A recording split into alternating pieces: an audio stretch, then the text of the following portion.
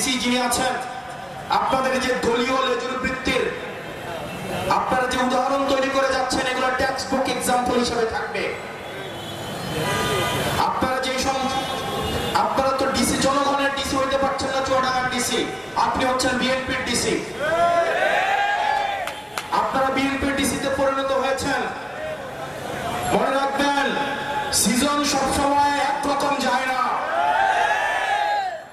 DC জনতার হইতে হবে, মাথায় রাখতে হবে। আপনি শুধু বিএনপির ডিসি না, আপনি জামাতের ডিসি না, এনসিপির ডিসি না। সরকারের পক্ষ হয়ে জনগণের হিসাব বুঝিয়ে দেওয়ার জন্য জনতার বেতন দিয়ে আপনাকে এখানে চাকরি দেওয়া হয়েছে। সেজন্য এরকম আওয়ামী লীগের অনেক ডিসি ছিল, এখন সচিবালয়ে বিভিন্ন ডেস্কের মধ্যে চিপায় চাপায় পালায় বেড়ায়। সুতরাং আপনারা যেভাবে লেজুর বৃত্তি, যেভাবে দলদাসে পরিণত হয়েছেন, এই বিষয়ে কিন্তু বাংলাদেশের জনগণ, চুয়াডাঙ্গাবাসী কিন্তু এগুলো দেখছে। সুতরাং এই ডিসি, চুয়াডাঙ্গার যিনি ডিসি আছেন, আমরা বিশ্বাস করতে চাই পেশাদারিত্বের সাথে আপনার যে দায়িত্ব, সকল দলের সাথে, সকল মতের সাথে আপনি সেই পেশাদারিত্বের পরিচয় দিবেন। আমরা আপনাদেরকে সহযোগিতা করতে চাই।